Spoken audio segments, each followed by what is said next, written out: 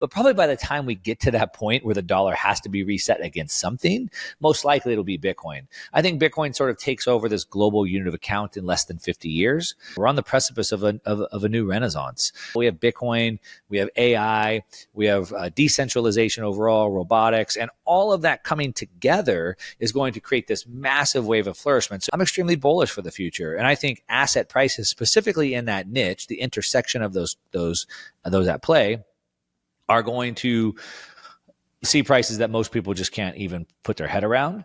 I think it's an enormous opportunity. It's an enormous opportunity that will only come really once in our lifetime. Mark Moss is a well-known American entrepreneur and investor who focuses on Bitcoin and macroeconomic trend. In a recent interview, he confidently stated that we are on the brink of a new financial era where Bitcoin, combined with AI and decentralization, will drive a massive wave of prosperity like we've never seen before. He also believes that in the next 50 years, Bitcoin could replace the dollar as the global unit of account. Now, this vision is steadily becoming a reality. With Trump's recent win and his strong pro-Bitcoin stance, the U.S. is preparing to adopt policies that will boost its Bitcoin holdings to strengthen its economy. This in turn will bring Bitcoin's price to never-before-seen levels. As the U.S. leads the charge, other nations are likely to follow suit, which will further accelerate Bitcoin's growth. Let us now watch Mark Moss as he discusses Bitcoin's huge potential for massive price growth and global adoption. Give this video a like to show your support, subscribe for your daily dose of crypto news, and let's begin. Hi guys, hope to see you guys at Dubai Token 2049. We have exclusive 10% off the limited super early bird tickets. Click the link below. This pass will grant you access to speaking sessions, networking app, exhibition hall, daily networking drinks, and also included breakfast, lunch, and coffee breaks, all included the package. I love to see everyone there. Peace out. We're seeing this end of globalism and this swing back to decentralization. So I think that's really important to understand. And then, like I said, I think this election cycle really proves that, because it wasn't just Trump winning. It was a complete smackdown, a complete rejection of all of the globalist ideas and agendas. That's what lost. And not just lost barely, but lost to a complete smackdown. And so I think you see the world changing. And the reason why it's important to understand that is that we all have to have like this lens or this frame that we view the world through. And then once we have that frame or that lens, then we can start to project out, what's going to happen next. I think Bitcoin sort of takes over this global unit of account in less than 50 years, based off of history and cycle, understanding technology, adoption curves. I think in about 50 years, it'll probably be this unit of account. And if we get to that point, at some point, which is probably going to be decades in front of us, the dollar would have to be reset to something. And then we might be looking at that. But I don't think it's coming anytime soon. I'd love it if we went back to a sound money standard. That'd be great. So I guess I'd love to see that happen. I think it'd be really good for society to be on a sound money standard. However, if we switch to a hard money standard tomorrow, it would be catastrophic. It'd be catastrophic. So we can't just switch to that. At the end of the day, I try to remind people, which sounds very controversial, is that we don't want money. Nobody wants money. What we want is the goods and services that money buys us. Money is a medium of exchange. It's a storehold of wealth, store of energy, and it's a medium of exchange, allows us to get the things that we want, the true wealth, the goods and services, and it sets a unit of account, so it puts a number or a way to measure that wealth and that value. And so ultimately, whether it's dollars or euros or yens or gold or chickens or Bitcoin, what difference does it make? What I want is goods and services. What I want is the quality of my life to improve. And so I need my money to buy me more goods and services in the future than less. And of course, Bitcoin is a way to preserve that purchasing power, because with fiat currency, it fails. So most of us, and it was a broad question, I'm not sure how to classify this, but for those people who are like ready to see this change brought in, good, then move to Bitcoin. Use Bitcoin as your unit of account right now.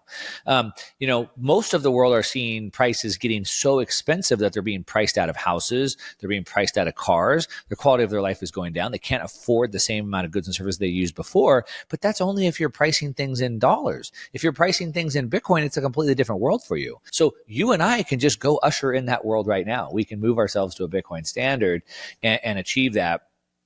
I do, again, want for society, I believe it would be beneficial to be on a fixed money standard, but I understand that's going to take a long period of time. If we really want to see that world brought in, then what are we actively doing for that? And I think that's kind of where you talked about like the hodling piece, where a lot of Bitcoiners are hodlers now. They're holding, right? They're saving their wealth there, but they think that they can just go disappear on a hill. I'm going to hold my, whatever it is, 6.15 Bitcoin, and I'm going to emerge out of my cave in 50 years from now, and the whole world's going to be better. But it's not going to be better unless people actually do the work. Because what you're doing is you may emerge and maybe have more purchasing power, but how is the world going to be any better if no one's actually doing anything to improve the world? So if you're not going to do it, then who is? Like you're going to expect BlackRock to go build that world for you? Build or be built. And that's we either build the world that we want, or someone else will build it for us, and we're just not going to be happy with that. I'm probably not going to be happy in a world that Mark Cuban designed for me. I'm probably not going to be happy in a world that Obama designed for me. I'm not going to be happy in a world that Larry Fink designed for me. But if I do nothing, that's what I get. And so as Bitcoiners, we should be actively building the world that we want. And we have a perfect example of this right now, Brandon. Think about what just happened with the election.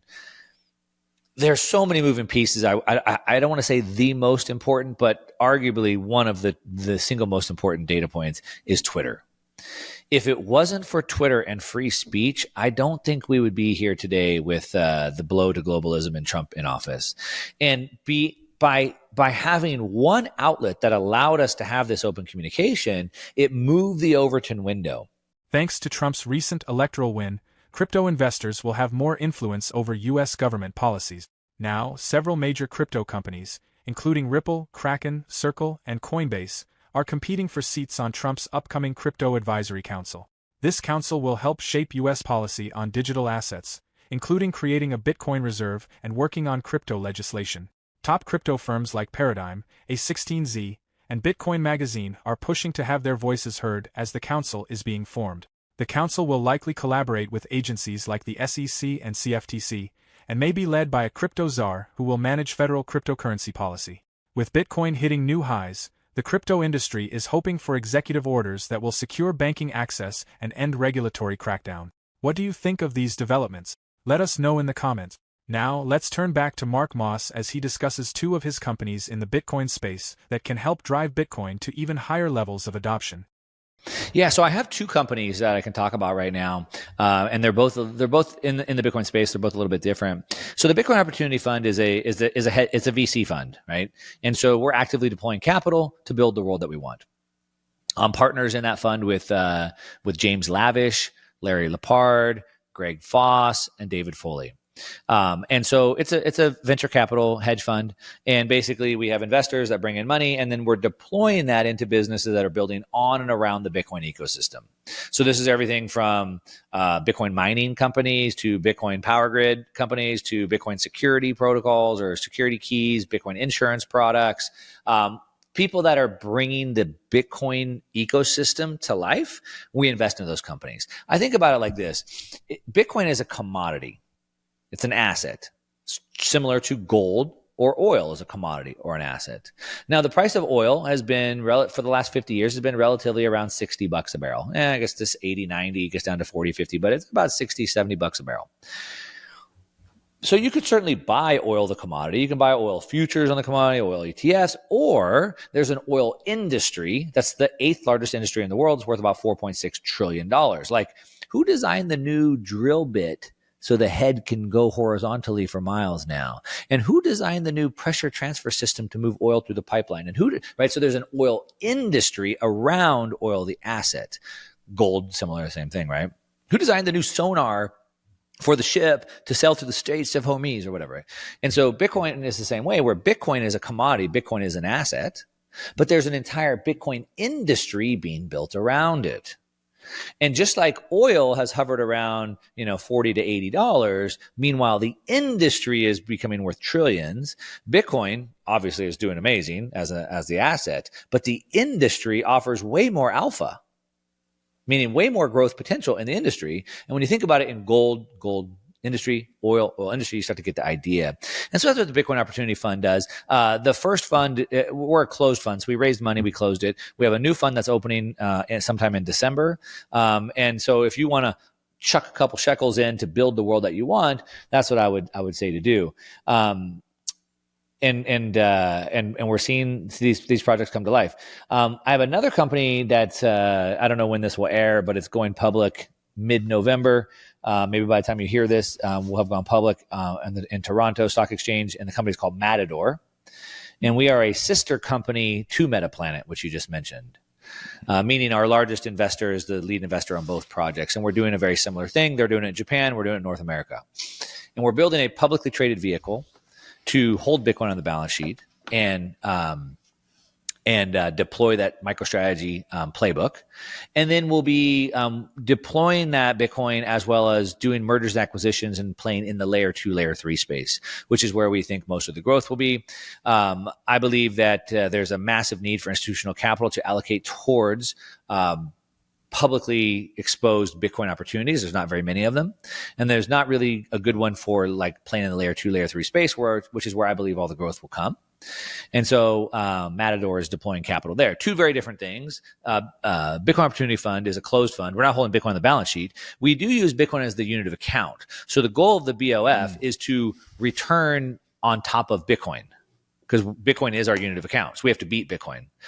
Yep. The hurdle rate. But it's a VC fund. We're investing into projects that we think in 5 years are going to be massive, and hopefully we get some big home runs out of that. Whereas Matador is a different company and specifically running more of a MicroStrategy playbook, Bitcoin on the balance sheet, that type of thing.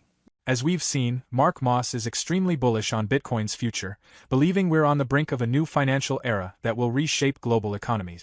With Bitcoin positioned to become the global unit of account in less than 50 years, and the US taking steps to adopt Bitcoin-friendly policies, the potential for immense growth is undeniable. All of that said, do you agree with Mark Moss' insights? Share your thoughts in the comments section below. Thank you for sticking with us until the end of the video. Hit the like button if you enjoyed this discussion, and subscribe for more valuable discussions on building true independence through crypto. See you next time. For more Daily Dose Crypto news, check out these 2 awesome videos on your screen. Click now and we will see you on the next video.